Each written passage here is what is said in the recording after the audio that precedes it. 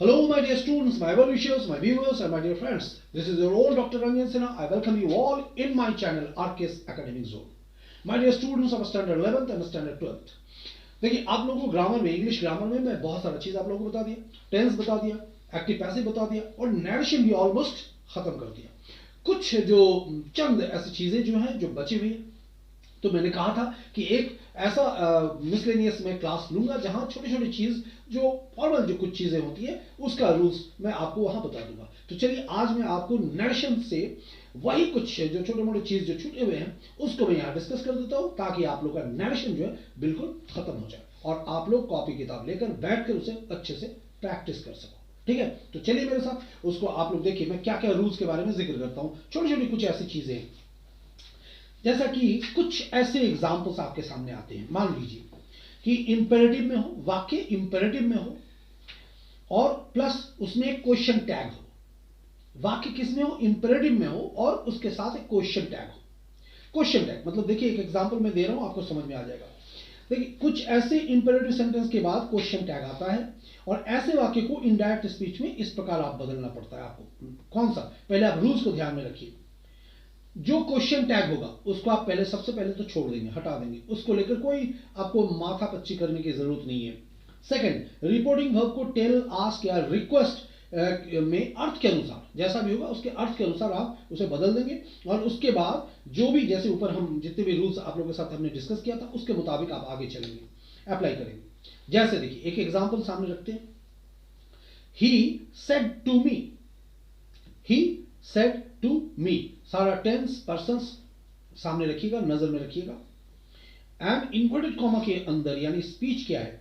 Give me some money. He said to me give me some money, यानी ये किस वाक्य में है? यानी इंपेरेटिव में है, उसको कहा जा रहा है उससे give me some money, comma, और यहां क्वेश्चन टैग जोड़ दिया जाता है विल यू।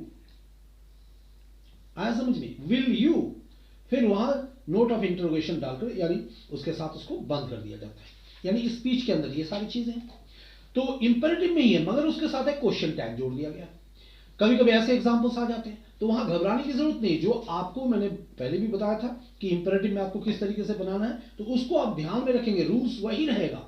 अब यहां देखिए बनाने का तरीका क्या है, इसी को हम लोग बना रहे हैं। जैसे he said to me give me some money will you, तो ही रिक्वेस्टेड मी, वहां पर क्या हो जाएगा? He requested me to give him some money, to give him some money, उसको पैसा देने के लिए रिक्वेस्ट कर रहा था ना, तो इसलिए to give him some money. और मैंने पहले क्या कहा था कि जो क्वेश्चन टैग होगा उसको बिल्कुल भूल जाना है, उसको हटा, उसको देख के आपको नर्वस नहीं होना है। यानी यहां पर आपका इनडायरेक्ट जो स्पीच बनाना था वो बन गया। समझ में आया? एक और एग्जाम्पल देखिए इसके ऊपर। She said to me help the poor orphan, help the poor orphan, will you, क्या करोगे? मदद करने के लिए कहा जा रहा है तुमसे, क्या तुम करोगे? इन्वर्टेड कॉमा बंद, जिज्ञासा चिन्ह लगाकर। अब इसको कैसे तब्दील करेंगे, बदलेंगे कैसे इंडायरेक्ट में? देखिए ही आस्क्ड मी, यानी वो हमसे पूछा ना, ही आस्क्ड मी, वहां रिक्वेस्ट था, यहां आस्क हो गया, उसके मुताबिक आपको चेंज कर देना है। He asked me to help the poor orphans, वाक्य खत्म। समझ में आ गया? सिंपली यानी ट्रांसफॉर्मेशन है जहां आपको अर्थ को नहीं बिगाड़ने, रूल्स जो था उसी हिसाब से चलेगा। और यहां पर अगर क्वेश्चन टैग आपको देखने को मिल रहा है तो आप क्या करेंगे? सीधे क्वेश्चन टैग को हटा देंगे और उसका जो अर्थ लेना होगा वो आप ले लेंगे। क्लियर है? कोई कंफ्यूजन नहीं होना चाहिए। अब देखिए आगे चलते, कुछ सेंटेंस ऐसे होते हैं जहां पर क्या होता है, शुरू में यानी सेंटेंस के बिगिनिंग में क्या लगता है, लेट लगा के वाक्य शुरू हो जाता है। चलो चलते हैं, है ना? तो इस तरह का अगर कहीं बात सामने आपको दिखी या वाक्य दिखे आपको तो इंपेरेटिव सेंटेंस में लेट से शुरू हो जाता है, लगाकर कहा जा रहा है मगर लेट लगा हुआ है शुरू में ही, वाक्य के शुरू में। ऐसे वाक्यों से विभिन्न तरह के भाव व्यक्त होते हैं। कभी कभी अगर इनसे प्रस्ताव हो या सुझाव का बोध हो तो इन्हें इनडायरेक्ट स्पीच में इस प्रकार बदलें। अगर आपको दिखे प्रस्ताव हो या सुझाव हो, नोट इट डाउन, इसको ध्यान में रखेंगे। तो कैसे बदलेंगे? देखिए रिपोर्टिंग वर्ब को प्रोपोज या सजेस्ट में बदल दें, क्योंकि सजेशन से सजेस्ट होगा या प्रपोज हो गया, दोनों में बदलना पड़ेगा। यदि ऑब्जेक्ट का प्रयोग करना हो तो propose plus two plus object या फिर suggest plus two plus object का प्रयोग करें। ना कि प्रोपोज प्लस ऑब्जेक्ट ऐसा करिए, ये नहीं, ठीक है। और इन्वर्टेड कॉमा के बदले में दैट का प्रयोग कर देंगे, वहां पर उसे हटाकर दैट का प्रयोग आपको कर देना है। अब कैसे आप करेंगे, एग्जांपल्स में देखिए कैसे करेंगे। इसको हम लिख रहे हैं, एक और रूल्स ध्यान में रख लीजिएगा। दो रूल्स तो सामने हो गए, फिर हम एग्जांपल्स बताएंगे। तीसरा रूल्स भी एक आप सामने रखना है जो आप ध्यान में रखेंगे, नोट करेंगे, इस वीडियो को बार-बार देखेंगे और उस हिसाब से अपनाएंगे। लेट को आप, जो लेट लगा हुआ है ना, उसको यहां हटा देना है, यानी लुप्त कर देना है। और इसके बाद प्रयुक्त अस को वाक्य के अर्थ के अनुसार, जैसे वी हो या दे में बदल देना है। लेटस ऐसा होता है ना, तो अस को हटा देना है वहां पर, वाक्य के अर्थ के अनुसार या तो वी या तो दे में बदल देना है, प्लूरल में। अगर अन्य पर्सनल प्रोनाउन या नाउन रहे तो उसे नॉमिनेटिव केस में बदल देंगे। इसके बाद शुड प्लस भी का प्रयोग करेंगे, यानी शुड प्लस वर्ब का। अब देखिए आगे चलते हैं, लेट लगा हुआ है ना, उसको कैसे चेंज करेंगे। देखिए, he said let us dance together, एक वाक्य है। He said let us dance together. He suggested, अब यहां पर हम क्या कर दें, ही सजेस्टेड दैट। अब यहां वी या दे जो लगाना होगा लगा दे, वी लगा के भी आप कर सकते हैं, वी शुड डांस टुगेदर या दे शुड डांस टुगेदर। समझ में आया? एक और एग्जांपल देखिए, सजेस्टेड करके या प्रपोज लगा के भी आप कर सकते हैं सिमिलर वे से। ही सेड टू मी, अगर मानी ऐसा हम लोग कर रहे हैं, यहां पर ही सेड टू मी नहीं करके थोड़ा चेंज कर लो, he said to the students, ठीक है। He said to the students let us work for the country day and night. थोड़ा सा लंबा की वाक्य को, let us work for the country day and night. तो he said to the students की जगह हम क्या करें, he suggested to the students, he suggested to the students that they should work for the country day and night. क्योंकि students को कहा गया, तो दे should work for the country day and night. Finish. Clear हुआ? Clear? अब देखिए कहीं क्या होता है कि यहां जब रिपोर्टर को स्वयं को भी इंक्लूड करना हो, अगर मानी जो रिपोर्ट कर रहा है उसे भी अगर इंक्लूड करके आपको बोलना हो, तो अस को वी में बदले, और जब स्वयं को इंक्लूड नहीं करना हो तो उसको आप दे में बदल देंगे। जैसे Ram said to his friend, Ram said to his friend let us go home. Ram suggested to his friend that they should go home, ऐसे आप बना दें। या शी सेड लेट हिम, या पहले शी सेड करके फिर वाक्य में आ रहा है let him consult a doctor, या let them consult a doctor. मानिए दो एग्जांपल है, कैसे चेंज करें, शी सजेस्टेड दैट, ही या दे जो भी लगाना है ओब्लिक करके, जिसके हिसाब से आप चले, he should consult a doctor या they should consult a doctor, उस मुताबिक आप इनडायरेक्ट में चेंज कर लेंगे। क्लियर है? यानी यहां पर लेट का कोई गुंजाइश नहीं रह रहा है। कुछ देखिए एक एग्जांपल में मैं और चीज बता दूं, कुछ ऐसे होते हैं लेट वाले वाक्यों से वक्ता की इच्छा, जो बोल रहा है उसकी कोई विश का बोध हो। ऐसे वाक्यों में लेट के बाद प्राय मी या हिम, हर, देम या देयर बी ऐसा रहता है। अतः इस भाव के लिए आप रिपोर्टिंग वर्ब को विश में बदल देंगे, यानी यहां पर विश, सजेस्टेड और प्रपोज जो था वहां विश करना पड़ेगा। अन्य प्रक्रिया के ऊपर बतलाए गए जो नियम है बाकी उसी हिसाब से चलेंगे। जैसे देखिए गॉड सेड, भगवान ने क्या कहा, let there be light and there was light. Let there be light and there was light. तो God wished that there should be light and there was light. There should be light and there was light. Clear हो गया? The boy said let me go out, अपने मिलकर बोल रहा है, the boy said let me go out, the boy wished that he should go out. आया समझ में? तो इस तरीके के जो एग्जांपल्स था वो भी मैंने आपको यहां बता दिया। लेट के आधार पे जो वाक्य मतलब यूजुअल बनाए जाते हैं, एक तो और देखिए लेट के साथ जैसे बनता है। लेट का प्रयोग कभी कभी ऑर्डिनरी वर्ब की तरह हो तब इसका अर्थ ऐसा होगा। देखिए जैसे अलाउ या परमिट, वैसी स्थिति में सामान्य नियम से हम काम चलाएंगे। कैसे अलाउ या परमिट करके हम लोग चलेंगे। जैसे क्या होता है, लेट को ऑर्डिनरी वर्ब की तरह यूज किया गया है। He said to his father, example देखिए, he said to his father let me go to the picture today, let me go to the picture today। अब यहां देखिए he requested his father to let him go to the picture, और today को कैसे बदलेंगे, that day, nearness को farness में, तो today क्या हो जाएगा, that day। he requested his father to let him go to the picture that day। Clear हुआ? कोई कंफ्यूजन नहीं। इस तरीके से ये छोटी छोटी जो चीज था लेट के आधार पर जो मैंने आपको यहां बताने की कोशिश किया, इसको आप ध्यान में रखेंगे। और एक छोटा सा चीज बचता है जो स्पेशल रूल्स के हिसाब से मैं बताऊंगा आप लोगों को, एक्सक्लेमेटरी सेंटेंस में आ जाते हैं खास करके, वो कुछ छोटी छोटी चीजें ऐसी आती है, उसको आप किस तरीके से बनाएंगे उसको आप मतलब ध्यान से देख लीजिए क्या है। एक्सक्लेमेटरी सेंटेंस में प्राय हर्ष हो, विषाद हो या क्रोध, घृणा, आश्चर्य या प्रशंसा के भाव यूजुअली व्यक्त होता है। इन्हें इनडायरेक्ट स्पीच में बदलने के लिए निम्नलिखित उपाय हम लोग को करना पड़ता है।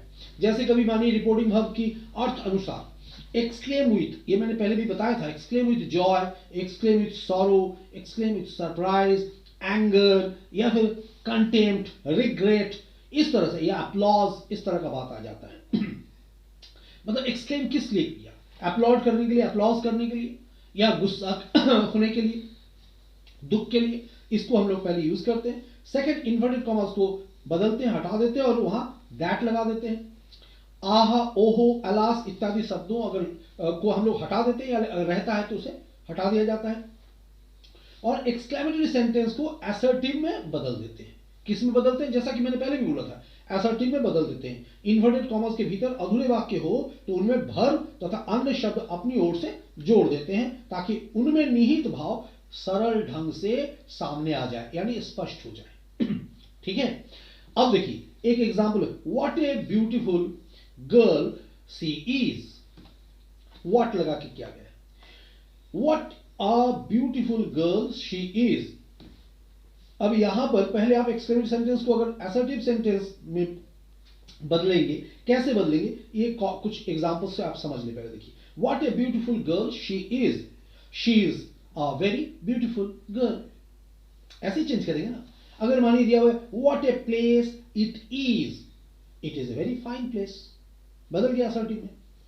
What a fool I was, what a fool I was a big fool, आ गया असर्टिव में। एक्सक्लेम से हम लोग एक्सक्लेमेटरी से असर्टिव में बदल दिए। What a fall, what a fall, it is a big fall, बात समझ में आ रही है। ओ एनफ, ऐसे करके ओ लिखा हुआ, ओ एनफ, पार्ट ऑफ मतलब एक्सक्लेमेशन का, oh enough, it is enough. Nonsense, it is nonsense, इसका यूज कर रहे हैं हम लोग कैसे, इट इज नॉनसेंस। यानी ये छोटी छोटी चीजें जो है इसको आपको ध्यान में रखना है, कैसे हम लोग उसको असर्टिव में बदल रहे हैं। अब देखिए कुछ सॉल्व एग्जांपल्स, यानी कुछ हम एग्जांपल को सॉल्व करके आपको बता रहे हैं। ये आपने देख लिया कि एक्सक्लेमेटरी को असर्टिव कैसे चेंज करेंगे। अब एग्जांपल को सामने रखिए, देखिए जैसा क्या है, he said alas I am ruined, नष्ट हो गया, alas I am ruined. He exclaimed with sorrow, दुख से बोला ना, he exclaimed with sorrow that he was ruined, finished, direct का इनडायरेक्ट हो गया। या फिर एक खुशी के लिए बात करें, they said hurray we have won the match, पहले भी मैंने बोला था, they exclaimed with joy that they had won the match, ठीक है, सेटल हुआ। he said what a beautiful girl she is, he exclaimed with joy that she was a very beautiful girl, full stop लग गया। एक और example देखें, she said how fast my baby runs, she exclaimed with joy that her baby run very fast। तो run को यहां क्या कर देंगे, रैन कर देंगे, रैन वेरी फास्ट, जो वर्ब था मेन वर्ब उसके हिसाब से बदल गया। कुछ ऐसे वाक्य आते हैं एक्सक्लेमेटरी में जो छोटा छोटा करके छोड़ दिया जाता है, जैसे कि he said what a fall, मानिए ऐसा था, he exclaimed with sorrow, he exclaimed with sorrow that it was a big fall, खत्म कर दे, इनडायरेक्ट में फिनिश हो गया। या और छोटा अगर आपको लेना है स्पीच में तो उसे कैसे करेंगे, he said to me fool, उसने मुझे बोला मूर्ख, ठीक है, he said to me fool, invert comma fool में बंद है, यहां he called me a fool, तो वहां क्या करेंगे, शॉर्ट में हम क्या करेंगे, यहां तो कुछ एक्सक्लेम और इसकी बात नहीं आ रही, वहां सीधे क्या करेंगे, he called me a fool, उसने मुझे मूर्ख कहा, खत्म हो गया। he said thank you, he thanked me, finish हो गया इनडायरेक्ट में। ऐसे भी आते हैं, ये कॉमन सेंस है, यानी ये जो डायरेक्ट से इनडायरेक्ट स्पीच मैं ये बताने की कोशिश कर रहा हूं, ये एक ट्रांसफॉर्मेशन है, बिना अर्थ को बदले भी हम लोग इसे चेंज कर सकते हैं। छोटी छोटी चीज आपको बता दी है, इसलिए देखिए जैसे किसी को he said हैप्पी दिवाली, मैंने किया या हैप्पी बर्थडे, मैंने किसी को मतलब विश किया तो he wished, he said happy Diwali, he said किसको कहा, मुझे कहा, मैं अपने ऊपर ले लिया, he wished me, he wished me a happy Diwali. आगे समझ में? तो इस तरीके के बाद जो है ये तुरंत खत्म हो जाता है। ही सेड कॉन्ग्रेचुलेशंस, छोटा सा चीज है और नोट ऑफ एक्सक्लेमेशन से, ही कॉन्ग्रेचुलेटेड मी, वाक्य खत्म हो गया। ठीक है, तो ये था आज का जो ये मिसलेनियस टिप्स आप लोगों के लिए। और मेरे ख्याल से मैंने नैरेशन से जितना भी हो सका रूल्स के साथ, सेंटेंस के मुताबिक, और ये मिसलेनियस पार्ट्स हर एक चीज को बारी बारी से यानी बारीकी से आप लोगों के सामने रख दिया। ठीक है, कुछ एग्जांपल्स देकर उसका सॉल्व करके, और मेरे ख्याल से अब आप लोगों को इसके ऊपर कोई तकलीफ नहीं होना चाहिए। बस बशर्ते आप लोगों को क्या करना है, सामने बुक्स रखने हैं, एग्जांपल्स सामने सेट करना है और उसको धराधर बनाते चलना है।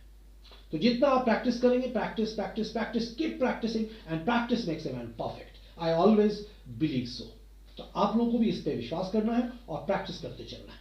ठीक है, always hope for the best. चलिए, अपना हेल्थ का ख्याल रखेंगे और टारगेट नहीं भूलना है।